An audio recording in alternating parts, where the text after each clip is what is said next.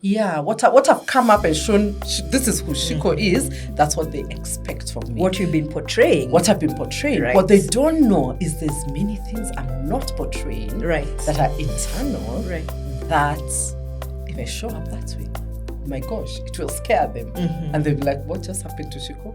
Sometimes, like when I look back at aspects of my life, the times I've felt I don't have permission to do certain things. Right. Yeah. But that's imposed.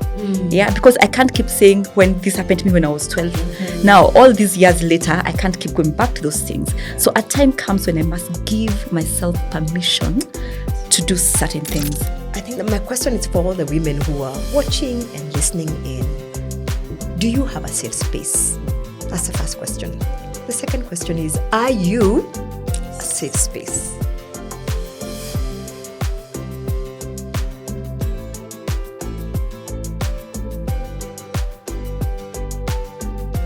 Hello, beautiful woman. Thank you for listening in. And welcome to Hearth and Heart. Hearth and Heart has been a longing and an ache in my heart for so long. A space where women can come and just be. And for the longest time, I have worn a mask. I have felt that I need to be put together. I have felt that I need to show up in a certain way. I have felt that I need to be someone that other people expect me to be. But lately, I have learned that it doesn't have to be the case. So Hearth and Heart is a space where you can just be. You can come into the space, remove your mask, and without fear or judgment, listening or not, observe, and just listen to the other women, sharing their stories, and just being in a space that is safe. So if you're joining us for the first time, and you are, because this is our first podcast, Karibu Sana. Welcome to our space. So I invite you to just lean in, inhale with me, exhale slowly, and whatever that weight is that you're carrying, allow it to settle just a little. And journey with me as we discuss today, coming home to self. Karibu Sana. And I am joined by two lovely ladies who are good friends. We have gone way back in life, I believe, over 20 years. I actually have a name for them. I call them my back riders. My back riders because they have had my back for years. And with these two ladies, I have felt safe and seen and held. So ladies, I'll start with you, Shiko. Please introduce yourself. Okay. Thank you, Atao. I'm really excited to be here. My name is Wajiko Kanyotu, but many call me Shiko. I have been trying to rebrand, but I'm accepting Shiko. So I will say Wajiko or Shiko. You call me Shiko. Wajiko. You can see that even my rebranding is not working for me. But who is Wajiko? The instruction, I think, for Atao was without the labels. The normal thing for us is to say, I'm Wajiko, I'm married to Kevin, I have 3 children, I'm a teacher and all that. So without the labels, those are my labels. But my name is Wajiko. I am passionate about women. I love plants. So you have a green thumb. I have a green thumb. I would say that's true. Yeah. I love to do anything with my hands. So I love to cook. I love to craft. I love to make spaces beautiful. That's true. And I love to teach. Yeah. So that's me. Yeah, and that's the you we keep seeing. In fact, I keep telling all my friends that I can have any guest over so long as Shiko is cooking or baking. I am sorted. My work is to support her, the work of her hands. So thank you for being that person. And Karibu Sana. Asante. Judy. Thank you, Atao. I was listening to Shiko and I'm like, no labels. I'll still add labels at the end. So I can be described as many things. And I think still discovering some as we move on. And The first thing I would say is that I'm a curious person. I love to learn. I love to ask questions. I like to explore. I like to learn new things. I like to spend time with my family and my friends. I like to just push the boundaries a little bit and just discover what's beyond that. Since I say I must add labels, please allow me to add the labels. I also love to teach. Let me put that. Yeah, I love strategy. I love hiking. I'm a wife to one man and have 4 children. The Lord has blessed me that way. And let me just add that I love God. Yeah. Wow, thank you, Judy. Among the three of us, you're also the calmest. That's the other label we have given you, eh? When it is raining and pouring and we feel like everything is falling apart, Judy's call Judy. Judy gives perspective. And quietly and I know, right? Yeah. And you're like, no, be upset. Like, what is it? But she's like, no, but tell me a little bit more about that. How are you feeling? So what could we have done better? I'm like, have you considered? I know. But we love you for that because you calm us down. You give us perspective. And I'm just so happy that you're also in my space. Now that you say that, I just realized, did I introduce myself, by the way? No. Imagine that. So? Okay. Without the labels. Without the labels. Okay. Right. I am Watao Gaita. Yes. So let's come back here so I can introduce myself properly. My name is Watao Gaita. I love to encourage, to mobilize, to work with people and ladies in this specific case. I love spaces where we are solving problems or looking to do good collectively, but also looking to be better as a person. And that's why this, for me, is so important, that women can find a space where they can just be, come and feel safe. And I feel safe with the two of you. I feel safe with a few ladies out there. They're not here, but I'm glad that we could do this. This is also our first time, the three of us, doing a podcast. So, yay! There's a lot of nervous, scared. You were asking me, what are we doing? And I'm saying we're in a space where we are encouraging each other to do new things. So I don't know about your community, but my friends, we are doing new things together. So I hope you have friends like that who are. And I feel like we're doing what we do behind the cameras, in front of the cameras. So it's not new. It's just that it's new. And so it's not new. But it's true. It's not new. But you've been doing this for a while. But now taking the brave step to say, okay, let's invite more people into our space. 100%. And thank you so much for doing this with me, ladies. I am truly honored. So today we're speaking about coming home to self.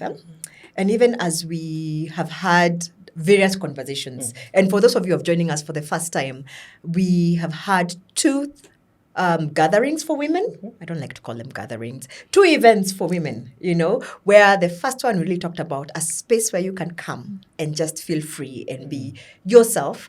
And then the second one, we talked about labels. 2 things that we've already talked about today. But today I want us to dig a little bit deeper when we talk about a safe space. What does that look like or feel like or appear to be for you, Judy? Maybe we could start with you. A safe space. It's a small word, but has a lot of connotation to it. For me, safety means I can be me.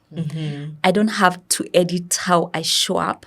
If I'm tired, I can say I'm tired and it is okay. Or if I like to wear red and everyone else likes to wear white, I don't have to edit to match what everyone else likes to be. I can just be myself fully and show up as I am. For me, that's safety. That's true. Being white and everybody else is in red. And very confident about showing up like that. That's exactly. Okay. And for you, Shiko? So I think on top of what Judy has shared, safety is where I am seen and accepted, just as I am. I'm loud, naturally. In fact, you're very controlled right now. Quite controlled. And I have a laughter that everyone hears from God knows where. So it's always called out. But then my friends are okay with it. But the people who love me are like, be yourself. Don't edit yourself. Because most of the times, and I remember from back when I was young, even in primary school, waking up and saying, I'm not going to talk. I'm going to be quiet. And I'm just say, Shiko, we can hear your laughter from God knows. So accepting that this is who I am and the people around me accepting me. That's Shiko. Yeah. That's who she is, and it's okay. Yeah. They're not questioning me. They're not wanting me to be someone different. They actually question why I'm quiet. Because that's not me. Yeah. So a space where even my friends don't allow me to be different. Not to be Shiko. Not to be Shiko. That's true. Yeah. So Yeah. that's safety for me. Yeah, that's true. You can hear her laughter all the way up another floor, and we love it. You breathe so much warmth into a space, and that's who we know, and we deeply, I deeply care about. She also does say it. Yes, I do, obviously. That is Shiko. Yes. You forgot that part for I also instruct. Yes. How you should say it, what You should say. Yes. That's true. But that's safety, right? Yeah. Because then Judy doesn't take it anyway because it's Exactly. always coming from a good place, right? Oh, yeah. That's good. For me, safety. Safety is it's what both of you have described. It's also I'm adding an element of feeling comfortable in my own skin. So beyond what my friends think, my good friends will take me as I am. It's being internally confident that I don't need to show up in a different way. That even I believe that I am safe. You know, you can feel people can extend a safety net, but until you personally feel that it's okay to allow myself to feel safe, then you'll always be guarded, right? That's maturity. I know, right? Yeah, because it means it doesn't matter what people say, that you're still okay. Exactly. Which that's a level of maturity that I guess maybe takes time. I don't know. Yeah. But yeah. That's And safety. introspection as well. Yeah. But it takes, I think it also takes courage to get to a place to say, if I don't feel safe or I'm not feeling hard or felt, I am okay. Yeah. But I think the two of them need to go together. Because imagine if I showed up every time and I'm still not feeling safe. Even if I'm confident about it and aware, every time I show up in a space with you two and it's not safe, then you begin to erode my confidence. That's So I think you need to have both. Yeah. I personally need to show up feeling Yes. I am safe. I'm a safe person, you know, and I also extend safety. And my friends also need to extend that safety and show up safe. So I think that for me is what I've been, thinking through even as I was coming to do this. I was like, what does that mean? And the other question I have is, are we allowed to show up feelings just as we are? Do we feel comfortable showing up as Judy or as Shiko, whether it's in a corporate setting, home setting, church setting? What has been your experience, Shiko? No. I think society, at least for me as Shiko, expects that I would show up confident because that's what I have portrayed to them. Expects me to know, to solve, because I'm a fixer. I solve things. Yeah. So I feel like they expect what I have offered. Is it offered? What I've come up and shown, this is who Shiko is, that's what they expect from me. What you've been portraying. What I've been portraying. Right. What they don't know is there's many things I'm not portraying that are internal that if I show up that way, my gosh, it will scare them. And they'll be like, what just happened to Shiko? That's not Shiko. What's going on? Yeah, so I feel like I'm not allowed to, so I show up as the image I have given society. I like what you said. Yeah.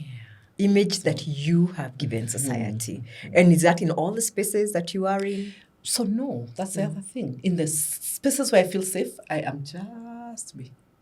I mean, and let me just give a random example. Early in my marriage, we've been married 21 years this year. And I remember early in the marriage, we love to host, so we're always having people. Yeah. And many times after I have made noise, entertained, hosted, and we're left, Kevin and I. And what does Shiko do? I'm quiet. I'm silent. And he's like, what's going on? But you were talking. Yeah. How come you're not talking to me? Yeah. I'm like, with you, I'm safe. Yeah. I don't have to show up. I don't have to be loud. I don't have to be loud. I'm done. Like, I'm done. And I actually realized, yes, I do come out as an extrovert, but I'm an introvert. Right. And I don't know. And I know, even though it's not in the books, I personal experience is that I need time away. I disconnect very quickly Right. After I've given, So I feel like with him, I could be safe and I can be quiet. But with others, if I go quiet, Yeah. you're not. So have I answered your question? Yes, you have. You have. Yeah. And we've seen a portrayal of both. It's interesting. And for you, Judy, Yeah, as Shiko was speaking, I was thinking, what is the opposite of safety? And I was thinking perhaps the opposite is pressure, not unsafety. that's the Judy we know, right? Yeah. That's analyzing. Yes, because Right. I was thinking the example that you gave about hosting. Yeah. And, at the beginning, we just talked about who Shiko is in terms of cooking and all these crafts. Right. But when I host Shiko, I don't feel the pressure to put this gourmet meal that must be all that. Yes. I could do rice and dengu and she'll be okay. Right. But there are guys I know, if they are coming, there is that ish, But they're not here. They're not here. They're not in this room. Yes, and they're not even among my immediate closest friends, so to Yeah, speak. yeah. But it is pressure. Yeah. So I think when I think about it, then there's that pressure to not show up as you are, because you must meet a standard that is either spoken or not. Yeah. Could be society, that maybe how you show up, because for whatever reasons you need to fit a certain bill. So we keep editing how we show up. Could be at work, could be at family, could be with friends, extended family, but you need to fit a bill there that puts in some pressure. Yeah. That is that's a good perspective, because what you're also saying is we make an assumption that we show up in a certain way all the time, but we don't. There's a way I show up in church. There's a way I show up at work. There's a way I'll show up with my friends, the 72, not the 3 or the 12. The ones in the way, outer circle. And then there's a way you show up in public, And I hadn't quite thought about that. So imagine the amount of work it takes to put all those pieces together, and then wake up today and you're like, today, who am I? Okay, I'm going into a boardroom meeting. So Shift. Collected, put together, my jacket, my makeup is on, and then I have to remember how to speak, what to say. And then just before that, as I'm coming out of the door, what do my kids do? They're like, Mom, we don't have, Mom, oh, when are you coming back? So it begins to unravel a little. Then somewhere in the middle of traffic, as you're going for this boardroom meeting, my help is like, Mama Toria, unajua gas iliisha? Tutapika nini leo? And maybe somewhere in there, my mother is like, hey, Watao, do you think you can get time to pass by? I wanted to discuss something. So it feels like currently you're carrying so many labels, what we talked about earlier, and so many pieces of you in a day, that you actually don't have time to just one day, where do you put them down? Where do you say, here in this space, I am not a wife, I'm not a mother, I am not leading an organization, I'm not even employing 2 or 3 people, I am just Watao. And Watao is tired. She's tired. She doesn't want to be called honey or love. She doesn't want to be called mommy. She doesn't want to be called daughter. Neither doesn't she wants to be. Just wants to be. Just wants Don't to call be. me. Just, and that's what we're discussing today. How many spaces do you get to be? Or even allow yourself to be? Do we ever allow ourselves to be?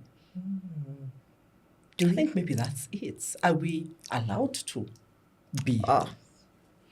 I think that's an interesting perspective. There is a part of allowing yourself, and there's a part of where someone else can allow you. I think the examples that come to mind is sometimes, like when I look back at aspects of my life, the times I've felt I don't have permission to do certain things. Right. But that's imposed. Because I can't keep saying when this happened to me when I was 12. Now, all these years later, I can't keep going back to those things. So a time comes when I must give myself permission to do certain things.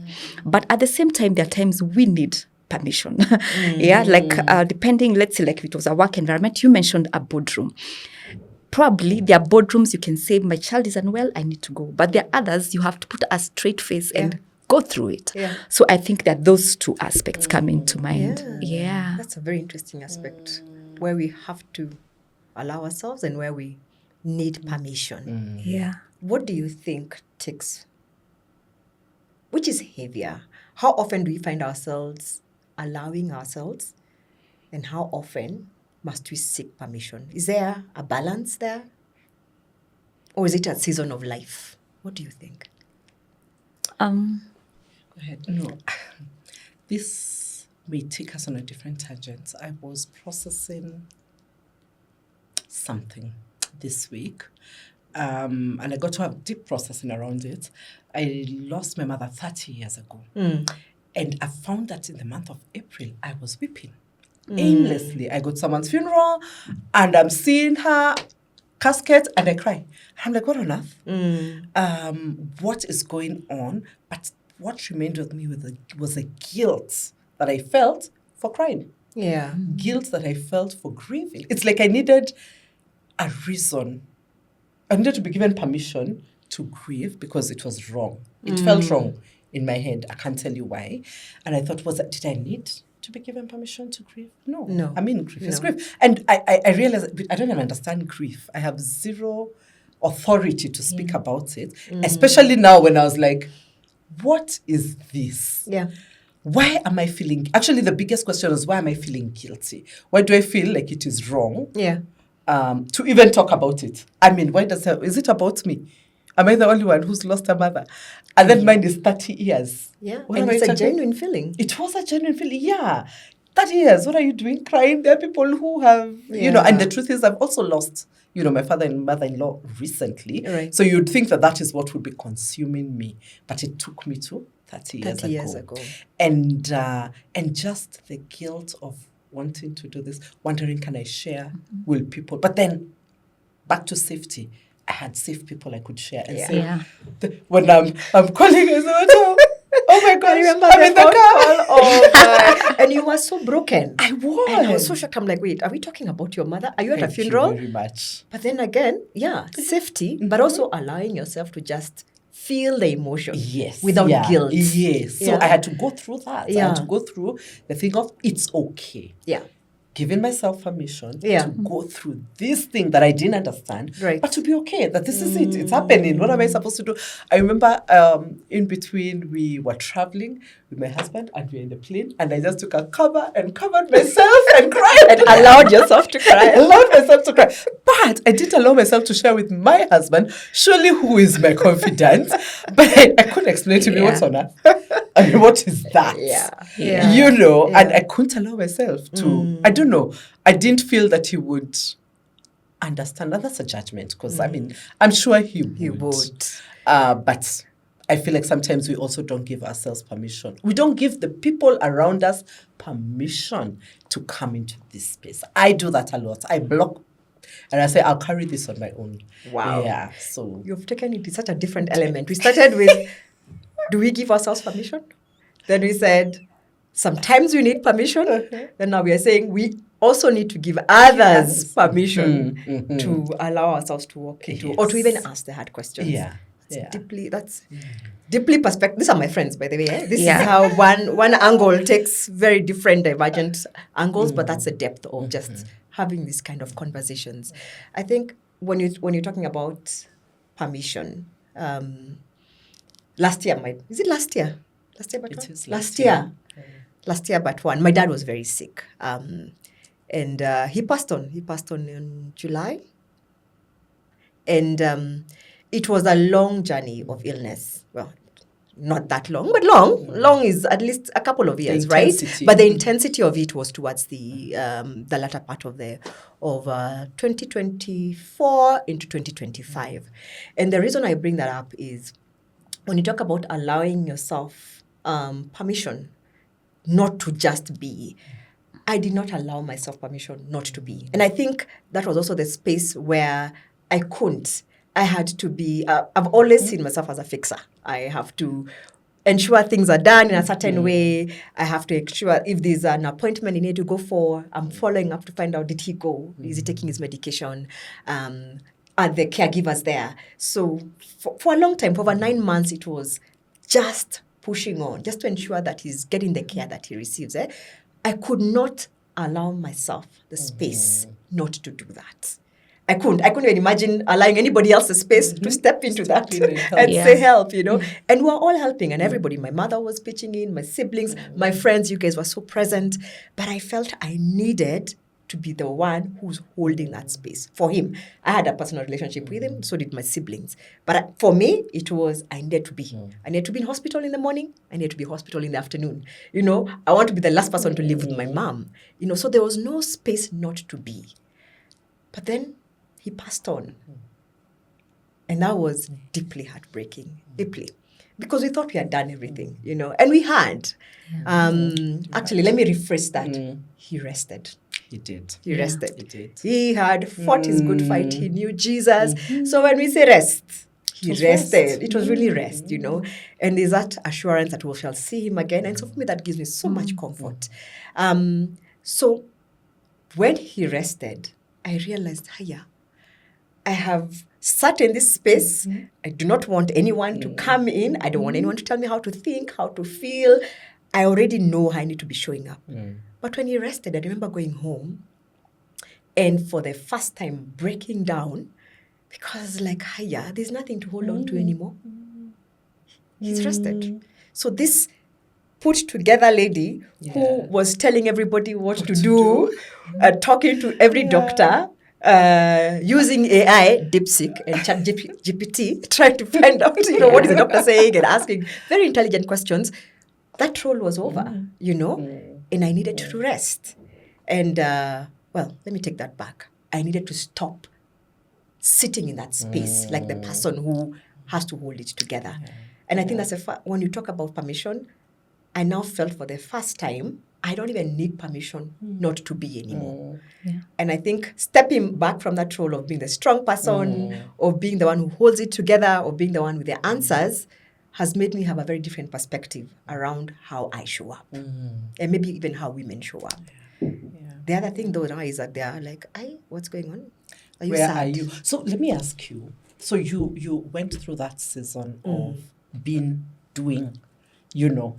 everything. How did that leave you?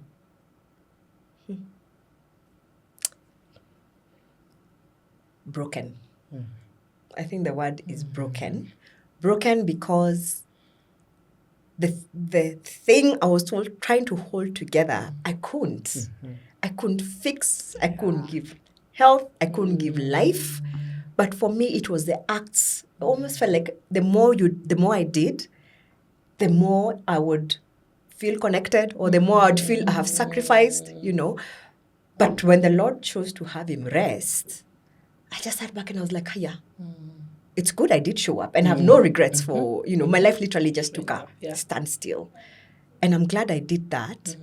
But then coming back from that was looking back and realizing, I had carried everything. Now I was empty. And I was so broken. And I just realized I have no more energy to be showing up in that way, occupying that space without allowing other people to be. One. Two, without having a space where I can go and say, guys, I can't. And I wouldn't. I can't. And I won't do it anymore, So I'm learning to sit back a little bit more.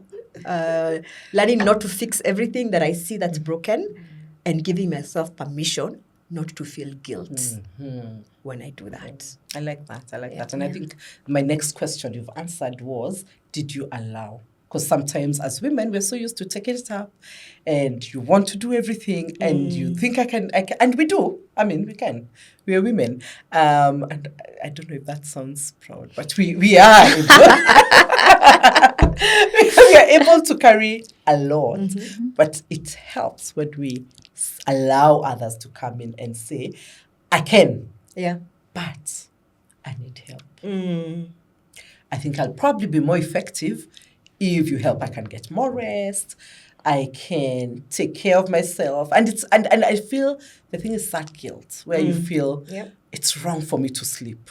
I have to be in hospital. Yeah. I have to be right there because if anything goes wrong, I need to be the one to. I need to be the one. That yes, one. Yeah. Because and sadly sometimes it will translate to maybe I don't and it's not that I don't trust you guys. It's just that I just need to be the one. I need to be the one. Yeah. But to be able to say I don't have to be the one. Yeah.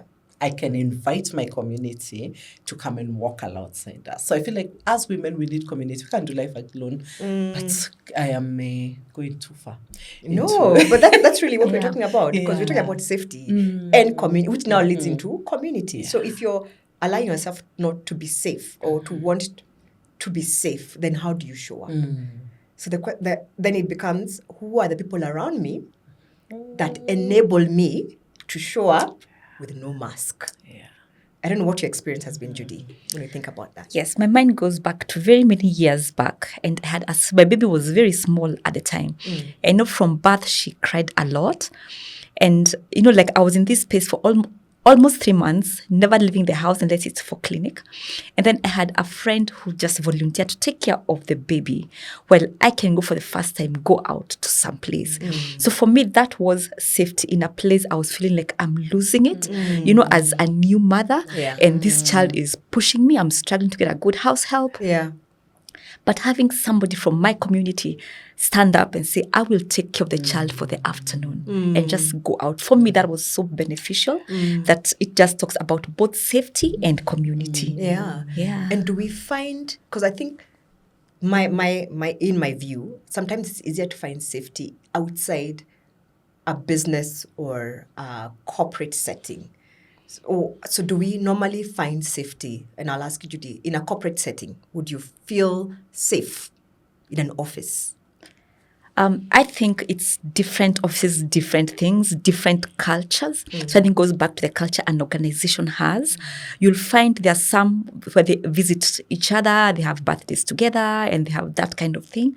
I think it depends on what is at stake. If there's too much competition, the culture is toxic, then it becomes increasingly difficult to have a place where you can truly be and find yourself quite safe.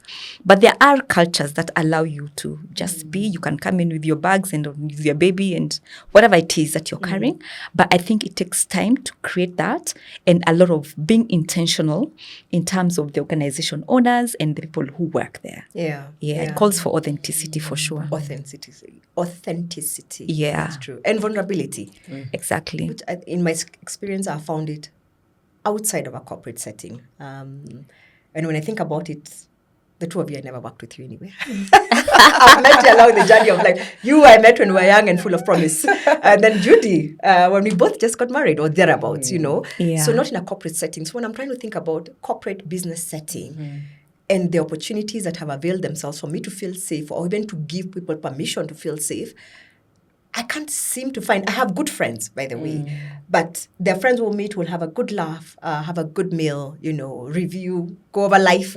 But when I feel safe to tell you the things that have annoyed me or the things that actually I'm afraid about, sometimes it's easy to talk about what we are angry about and happy, but how often do we speak about our fears? Those things that you only tell God. Yeah. I think that space I have found it here, outside of the office. And I think for me, it make me wonder, so how do we cultivate those spaces? Because sometimes all you have is an office setting or all you have is a home setting, in whichever space that women find themselves in. How do we cultivate a safe space? How do I know that space is safe, regardless of where I am? How can we tell? Is it how I show up? I wonder if it has to start with me. Like it has to be individuals who say, I want to be a safe space for the women around me. I hear women bosses are the worst. I've just had a woman. Okay, I had an amazing woman boss. So did I. I had two and they're very good. Yeah. But I was a Judy. Maybe not. But I mean, I hear women bosses who you're breastfeeding and they are so nasty. And I'm like, do you have a child? Are you married? Do you have, do you understand this space? So I wonder why we are not safe for each other. But it takes for me to be different and then create that space. Right. I have to be a safe space. I have to invite people and make them feel safe. What does that look like? And how does that look like? I think, I feel like you can talk to me and I'll listen. Not give advice, but I'll listen to you. I'll listen. Being a good listener, making time outside of the office. Can we have coffee? and just be through. Yeah, but I'm not corporate. Maybe I'll hand it over to Judy, who I would actually think speak more into the corporate yes, space I think that's easier Yeah. said than done. than done. Yeah. Yes, because we all bring our own wounding into corporate, as we do to other relationships in life. And the difference that within our corporate setup, we don't have common values. You believe this, you have the other. You see, here we have common values, and that's how you choose your friendships. That's true. But within a corporate environment, it's a mix. And then we've all brought our wounding, as we all have wounding elsewhere. So I think you'd have to go through a very personal journey to get to a place where wounding isn't like allows you to be a safe place. I think it's beyond a decision. Like from today, I'm safe. I don't think it works that way. I think you need to do a bit more work than that. Yeah. I like what you said about values. And you could share the same values with anyone, either in a corporate setting, in a business setting, in a home setting, in whichever setting. But I think that is probably what would be a basis for me to see Judy and I, okay, maybe we could have a longer conversation because it's a way in which we are, what's the word, clicking, when it comes to talking about whether it is children or parenting or ministry or strategy, Yeah. So that begins to open a doorway for us to find things in common. So my feeling is when you do share the same values, then you begin to see whether or not that relationship can be extended. You could also share the same values, by the way, and not have a deep relationship. So there's also intentionality in we're sharing the same values, but I'm also picking on what you said earlier, finding the time. Because, okay, where have I grown deeper? Where do we have a deeper friendship? It's because of how often we're intentional about talking to each other, seeing each other, spending time as families. And in that spending, I like what you and Kevin always say, quantity time. Yeah. Quantity, not not quality. quality. Quantity time. Then the more we speak and interact, the more I begin to realize, I like these guys. I like how they think. I think I can trust my children with them. I think I'm okay. If my husband hangs out with them, I know wherever they're going, they are up to every good, because you know each other. And they're comfortable. They know, oh, who are you hanging out with? She going to the, there's no question. So I think there's a place for one, bottom line, foundational values and a lot of quantity time. And then now we begin to bring all those other connections around what I really feel. So when I open up in a safer setting, because now I know you, then my expectation of you is that you will listen. For me, it is listening without judgment, because I think we're judged a lot. Yeah, but actually, I think the more I think about that point, actually, I think it's a very strong point, Shiko. Because even if it's not a direct decision, at least we can all choose to be kind, irrespective of our values. Yeah. We can choose to be kind. So I can see how the other woman in the office, I can choose to be empathetic to the situations that they're going through. If they have, let's say, like they're taking care, they're a caregiver to a parent and they have a young baby, you can choose to actually understand that situation and extend kindness. That makes you, even if not 100% safe, at least there's some degree of That's safety. true. Yeah, that's true. And I think it makes us be seen, because I feel like that's part of safety. To see me beyond what I'm portraying. Can you see, today she walked in and she didn't look happy. Yeah. And I'll go get coffee and bring you a cup of coffee. I've not said anything. Yeah. I've seen you. Yeah. And in seeing me, that. then it creates safety. In picking on something you said and then coming back to it. I said, by the way, Swatao, I heard you say your mom is farming in Nyeri. Tell me about that. Yeah. I heard you. Yeah. And I saw you beyond everything else. Could Right. just have been a random example. Right. But I saw you, I hear you, and I feel seen and hearing then builds safety. That's true. I like that. Seeing and hearing. And intentionally following up. Being intentional. Yeah. So I think my last question, even as we are thinking about this, is how do you show, it's not even how do you show up, how do you encourage other women to feel safe in the space that you are in. You said it's hearing, it's seeing, it's following up. Are those easy to do?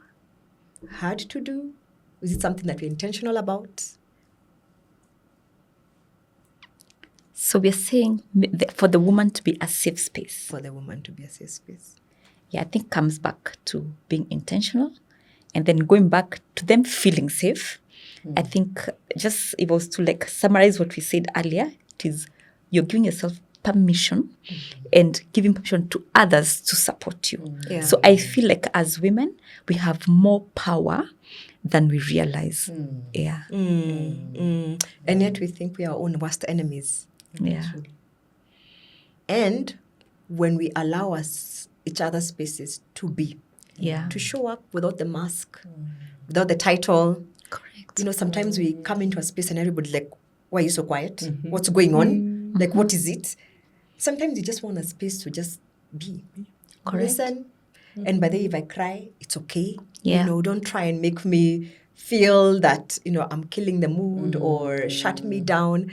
That's the kind of space I feel that Hearth and Heart creates, but also that you two have also extended to me. So I feel safe. I feel seen. I feel heard. I think there's intentionality in that. Correct. And in doing that, also, we extend the same to even those ones who are watching. So whether it's our children, hopefully our husbands as well. Men are different. We're talking about women, you know. But yes, we've seen them connect. We've seen them sit because there's intentionality. Because remember, we're growing. We're spending so much quantity time together, which obviously becomes quality the more you open up. And I think that my question is for all the women who are watching and listening in. Do you have a safe space? That's the first question. The second question is, are you a safe space? I like what you said. Because if we are not safe spaces for each other, then you cannot expect a safe space on the other side. Yeah? So are we willing to remove our masks and be able to say, today, I am not a doctor, a teacher, I am not a mother. Today, I am just Watao. And I just want you to hear me for who I am, or not hear me because I don't want to talk. You know, do we have that space? Do you have that space when you think about it? Do you allow people permission to walk into your space and hear you and see you? Are you allowing other ladies to walk into your space?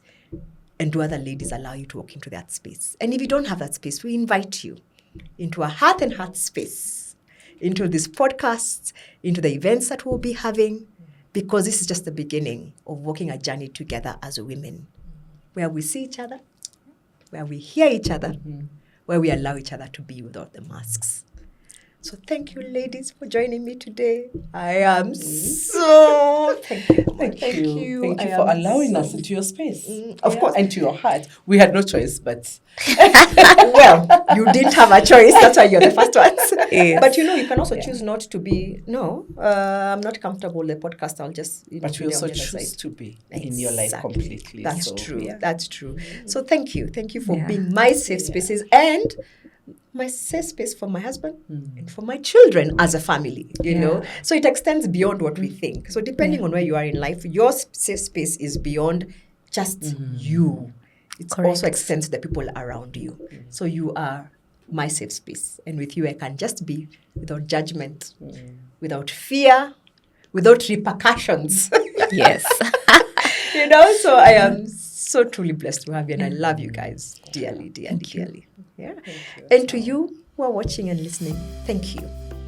We do pray and hope that if anything stirred your heart as we had this conversation, that you will sit a little bit with it, listen to it, and that if you're looking for that safe space, that the Lord will enable you to find someone or some people that you can be open with without judgment.